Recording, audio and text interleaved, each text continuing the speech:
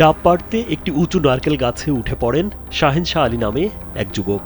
কিন্তু ডাব পাড়া শেষ হলেও তিনি নিচে নামেননি, বরং হঠাৎ করেই গাছের চূড়ায় ঘুমিয়ে পড়েন তিনি। ডাব পাড়তে গিয়ে এমন ঘটনা ঘটল যা কেউ কখনো ভাবতেই পারেনি। পরে শাহেন শাহের নিচে নামার কোনো চেষ্টাই না দেখে আশেপাশের মানুষ উদ্বিগ্ন হয়ে পড়েন। বারবার ডাকাডাকি করেও কোনো সাড়া না পেয়ে তারা দ্রুত ফায়ার সার্ভিসকে খবর দেন।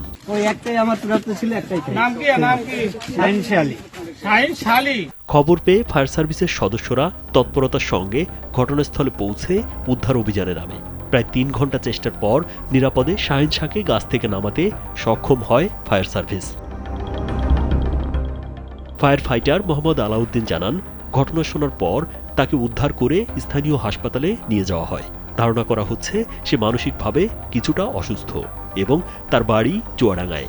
গাছে উঠি ডাব খাইয়া এটাকে জানি ওইখানে ঘুমে দিচ্ছে ঘন্টা 2 কেমনে। এখন ওই উপস্থিত জনতা ওইখান থেকে ফোন করছে যে এমনি একটা পাগল গাছে উঠে আটকে রয়েছে, হেয়ার নামতে পেতেছে না। এটা শুনে আমাদের এখান থেকে গেছে, যাওয়ার পরে অনেক টিয়ে করে দে, ভাই আমরা আছি, তোমার ডাব কেউ নিবে না, তুমি সব খাবা।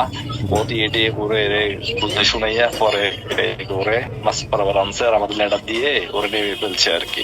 শাহনেওয়াজ আর কি নাম, ওর বাড়ি এখানে নাম চুয়াডাঙ্গা। শনিবার সকালে লক্ষ্মীপুরের রামগঞ্জ উপজেলার পশ্চিম কাশিমনগর ঈদগাহ মাঠের পাশে এমন ঘটনা ঘটে।